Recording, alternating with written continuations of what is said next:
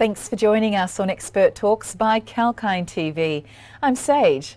Today's guest is on the list for the Forbes 30 Under 30 VCs, and Mahesh Vellanki is his name, Managing Partner of SuperLayer. Web3 is the new era of the internet that's set to empower users.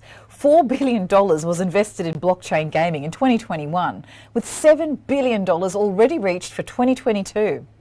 SuperLayer, a Web3 venture studio, has dozens of new social token projects built on the RLY Network.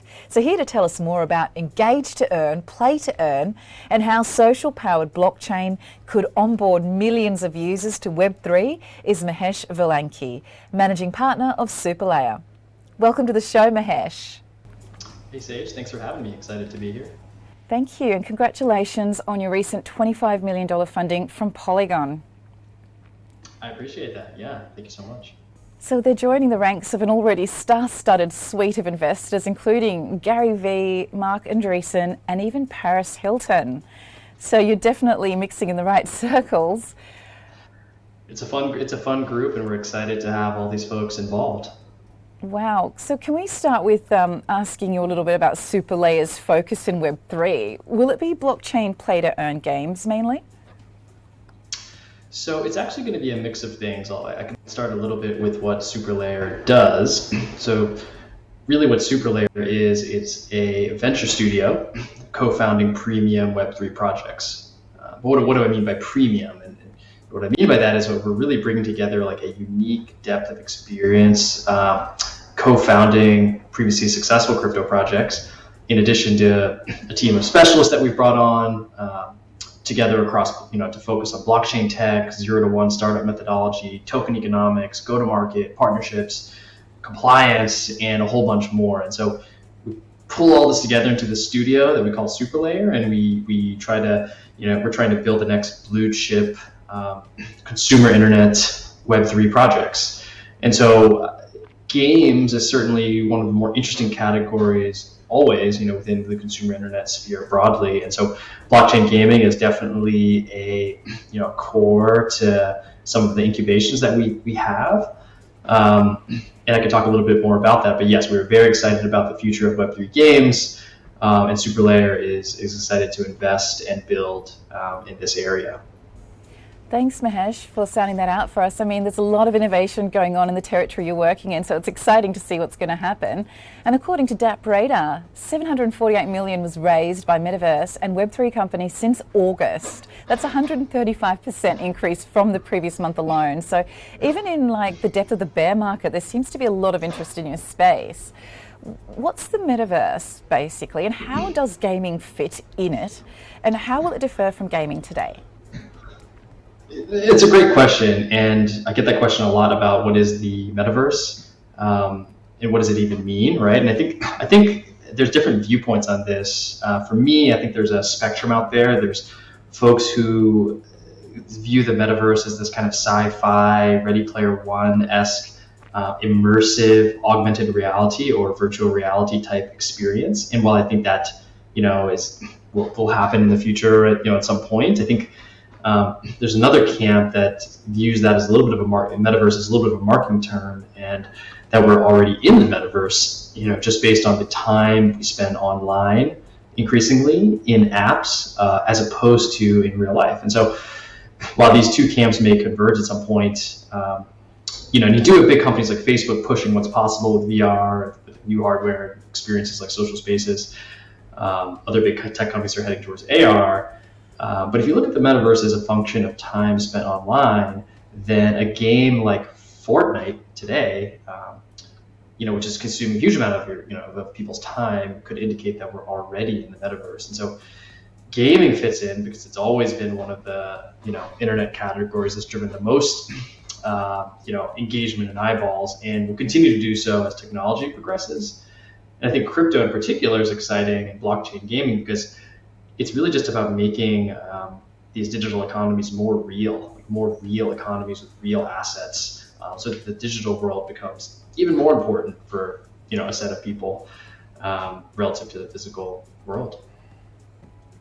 Absolutely. I mean, I really enjoy reporting on the subject, being some sort of a bridge between the lay people who are seeing all these changes happening and with the developers like yourself who are making these changes, actually happen. And what you're saying there about the games and social media already existing in the metaverse, it's so true. And I love the fact that our digital identities could possibly add value on chain, and what we create is going to make sense and become real value one day. I agree. I agree, and I think people already spend so much time online and in these games, and so it's only natural that we find ways for people to play the game for fun if they want to play for fun, if they want to make money playing the game, or do a certain task in the game that happens to be a little bit more like work, that gets them paid. In essence, if they want to treat the game more like a real world economy where they can do whatever they want, whether that's find entertainment or provide a valuable good service, technology should enable that and let people do what they want to do. And I think that, I think what that means is there will be a lot of new alternative career paths, in the future, and jobs in the digital world that just don't exist today. Yeah, totally. I mean, I'm launching a live stream show on a Web3 platform, and it's kind of weird to think that a dating app was started by Bored Apes Yacht Club, an NFT dating app, but that didn't do so well. But who knows, maybe our decentralized identifiers could help with the algorithms that work on dating apps. So moving on to a quote from Eric Guan, one of your co-workers, the head of economy and design at SuperLayer. He was quoted saying, "It takes a village to raise a Web3 project." A great quote. Could you tell us a little bit more about the workflow that founders go through to get the investors and developers and the community advocates to make a successful project? Yeah, it's a great quote, and I think what he meant by that is that, basically building any startup is hard, right?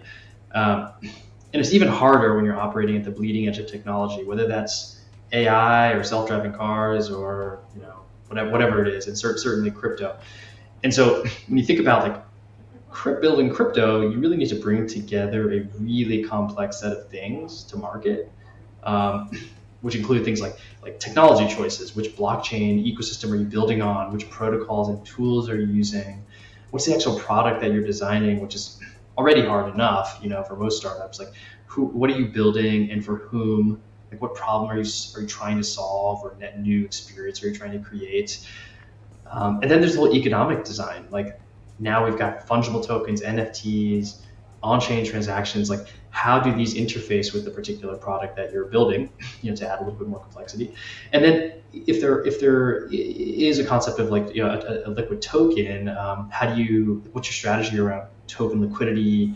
Who are you partnering with in terms of market makers or exchanges or protocols? There's just a lot to figure out when you're minting essentially a liquid money supply, and go to market, community, and then all of this, for all this to be possible, companies have to figure out the G&A, the general administrative functions such as legal, finance, tax, right? Regulatory.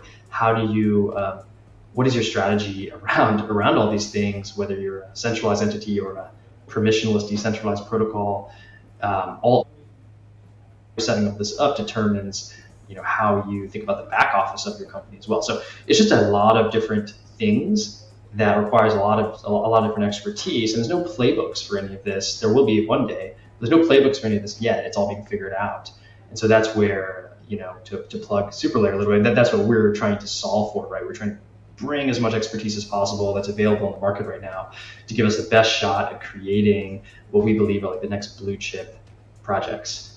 Yeah, great. And you've got some brilliant experience already from Groupon and some other social areas as well, I believe. So how do games companies typically approach marketing, and how will this be similar or different with blockchain-based games, please? Yeah, no, the games industry has historically, on the marketing front, has been historically very savvy. Games has always been a big business. It's bigger than most people realize. It's actually bigger than the movie industry. I can't remember the exact statistics. But if you're building a AAA blockbuster game, then those are typically marketed like a big budget movie. There's a multi-channel approach with commercials and trailers and tons of physical and digital advertising leading up to a launch. And if in the past decade with free-to-play games on mobile, their focus has been almost entirely on acquiring users cost effectively through mobile advertising and figuring out how to monetize these users to generate a good ROI on marketing spend. And so free-to-play gaming makes up the majority of the market today.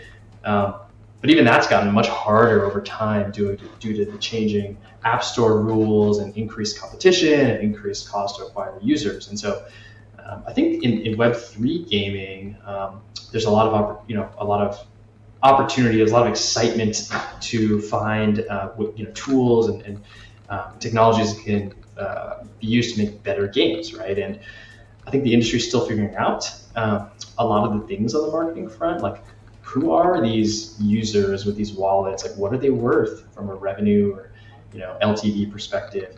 How do you segment these users and run campaigns to find more of them, and on which channels, right? And the reality is, almost none of this Web3 marketing infrastructure has been figured out yet.